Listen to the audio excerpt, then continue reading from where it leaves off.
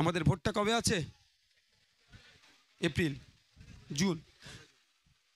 আমাদের ভোট কিন্তু এখন বাকি আছে। কবে? জুন মাসের 4 তারিখে সকাল সকাল খামচিনে ভোট দেওয়া।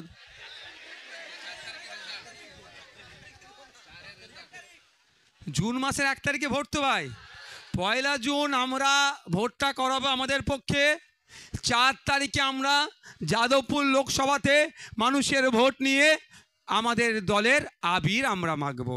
তবে একটা কথা বলে রাখি, সে যেই হোক না কেন, আজকের পর থেকে বলছি, আমি কিন্তু নেতৃত্বদেরকে ছাড়বো না। এই যেভাবে ডিজে নিয়ে অশ্লীলতা হয়, ভাঙড়ের সমস্ত লেভেলের নেতৃত্বরা আছেন, এখানে বিভিন্ন ব্লকের নেতৃত্বরা আছেন, আমি কিন্তু লোকাল নেতৃত্বদেরকে ছাড়বো না। যে ভাইজান ওরা করে ফেলেছে, ও দরকার নেই, আমাদের ও দরকার নেই। আমরা আইন প্রতিষ্ঠা করার জন্য আসছি। তো আইনের বহির্ভূত কাজ ডিজে বাজানো, তাহলে তৃণমূল আর আমরা কি তফাৎ রইলাম ভাই? ডিজে আমরা বাজাবো না। আমরা কি করব? অবশ্যই একটু আবির মাগবো। মানুষ আমাদেরকে আশা করছে সুযোগ দেবে। আমরা বিজয় উৎসব কাকে বলে, বিজয় উৎসবের মাধ্যমে সামাজিক কি বার্তা দেওয়া যায়, আশা করছি 4 তারিখে রেজাল্ট পাওয়ার পরেই আমরা ঘোষণা করব এবং সারা রাজ্যের মানুষকে তাক লাগিয়ে দেব। কিন্তু এই রেজাল্টটা পেতে গেলে কার ভূমিকা লাগবে? আপনাদের ভূমিকা। আপনারা ছাড়া আমরা চ্যাম্পিয়ন অর্থাৎ 1 নম্বর থাকার রেজাল্টটা পাবো না। আপনারা যদি চান যে আমরা এখান থেকে যাদবপুর থেকে পার্লামেন্টে পাঠাবো, তাহলে আমরা জিততে পারবো। তবে একটা কথা, বামপন্থী বন্ধুরা সবাই বলছে আমরা জিতে যাচ্ছি, সবাই বলছে আমরা জিতে যাচ্ছি, ভালো কথা। আমাদের এখানে যেটা আছেন কয়েক হাজার মানুষ আছে, এটা যদি ট্রেনিং প্রাপ্ত 100 বছরের দল, 60 বছরের দল, 40 বছরের দল, 1998 সালের দল যদি হতো, এর 2 ডবল জায়গা নিয়ে চেয়ারগুলোকে কি করতো জানেন? একটার পরে 1 ফুট গ্যাপ রাখতো। ওদের ট্রেনিং দেওয়া আছে। আর আমরা যত পারবো ভাইজানের বুকের উপরে উঠতে হবে, কাছে আসি। তা বলে আমি বলছি না ওই রকম করুন, ওইরকম আমার দরকার নাই। কিন্তু ওই বাকি টেকনিক্যাল জায়গাগুলোতে হেবি যে আমরা জিতছি। আরে দেবে তো জনগণ ভোট। জনগণ কাকে ভোট দেবে? মনস্থির করে নিয়েছে, মনস্থির করেছে। কেউ 24 বছরের আক্রমণের সম্মুখীন হতে হয়েছে, কাউকে 30 বছর আক্রান্ত হচ্ছে, কেউ 12 বছর আক্রান্ত হয়েছে। সব বঞ্চিত মানুষ আজকে কোথায় আসছে? আইএসএফের ছায়াতলে আসছে।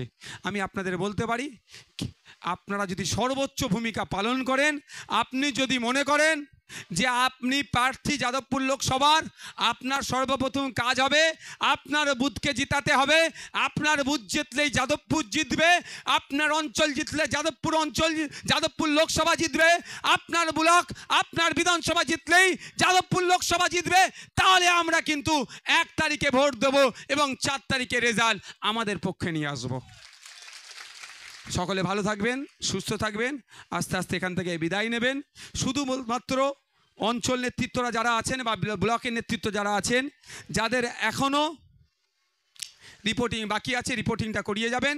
আপনাদের বলি, আপনাদের ব্লক নেতৃত্বদের মাধ্যমে, ওই তো ডাক্তার টিকে মণ্ডল আছে, বেচারির অপারেশন অবস্থায় মারাত্মক রোগ নিয়ে উনি ওই দিনকে মার খেয়েছিল, ওনাকে অ্যারেস্ট করেছিল। কই টিকে মণ্ডল আমাদেরকে ছেড়ে গিয়েছে? মনে হয় যাবে। আমাদের তুমি ওঠো, একে তোলো, ভোগালিওয়ানের ওঠো।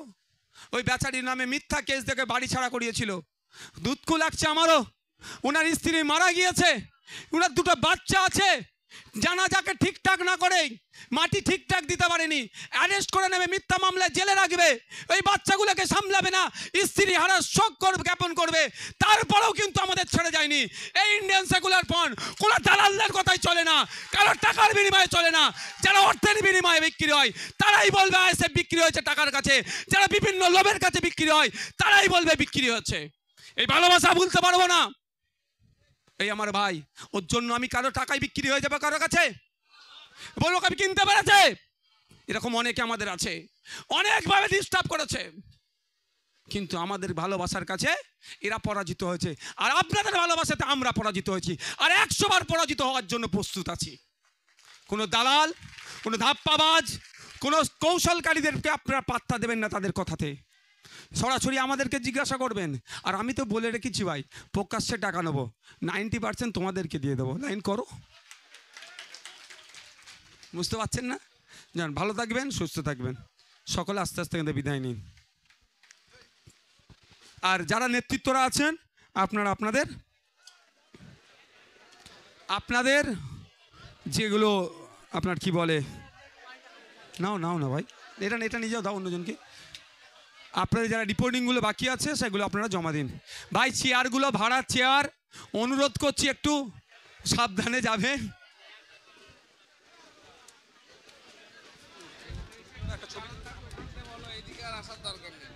এদিকে আসতে হবে না ভাই। হ্যাঁ,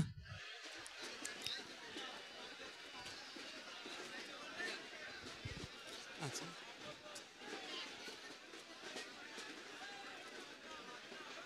ঠিক আছে না?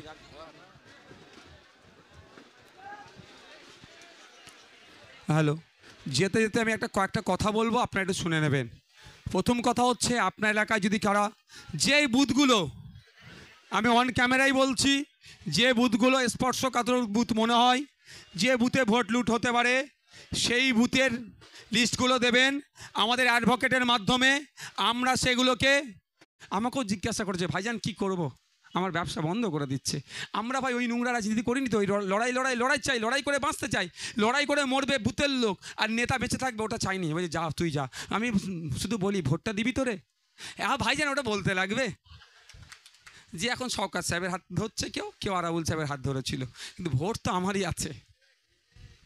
সেই যেগুলো বাকি আছে সেগুলো আপনাদের কাছে পৌঁছাতে হবে। দলুয়াখাকি থেকে শুরু করে, যাদবপুর থেকে শুরু করে, টালিগঞ্জ থেকে আপনার বারাইপুর পূর্ব পশ্চিম, সোনারপুর উত্তর দক্ষিণ, সর্বোপরি ভাঙড়ের সেই 6 লেন থেকে শুরু করে একদম কোথায়, পোলেরহাটের ওই মাথাটা নাম বলো না গো, মাছিভাঙা থেকে শুরু করে ওই শেষ পর্যন্ত একদম ওই পাগলা পীর পর্যন্ত, আমাদের সবটাই আমরা কি করব, আমাদের ভোট তো সব, সেটাকে গুছিয়ে আমাদের খামের মধ্যে দেব। আপনাদের বলি, আপনারা এখন থেকে লেগে যাবেন। যখন আমাদের সিম্বল অ্যালটমেন্ট হবে, সিম্বল আমরা কত নম্বরে পাবো এটা ভালো করে বুঝবেন। আমিরুল্লাহ জানে, কিছু তৃণমূলী বন্ধুদের ফিট করে পঞ্চায়েত বিধানসভাতে আমার বিরুদ্ধে ক্যাম্পেইন করিয়েছিল যে 1 নম্বর না 2 নম্বর সুইচটা টিপে মেশিনটা অন করবেন, তারপরে ভাইজানের খাম চিহ্ন দেবে। এটা আর হতে দেওয়া যাবে না। আমি ভেবেছিলাম 86,000 ভোট কীভাবে তৃণমূল পেল, পরে জানছি ভাইজান এই করেছে সব। আবার কিছু লোকের মাথায় নাকি কোরআন শরীফ তুলে দিয়েছিল, ধর্মগ্রন্থ তুলে দিয়েছিল, ওগুলো হতে দেওয়া যাবে না। কোনো অন্যায় হলে সাথে সাথে আমাদেরকে জানাবেন, আমরা সাথে সাথে ইসিআইকে জানাবো। ইসিআই যদি অ্যাকশন না নেয়, আমরা প্রয়োজনে কি করতে হবে, আইনত কি ব্যবস্থা গ্রহণ করতে হবে সেটা আমরা করব। কোনো প্ররোচনায় পা দেওয়ার দরকার নাই, কোনো অশান্তিতে পা দেওয়ার দরকার নাই।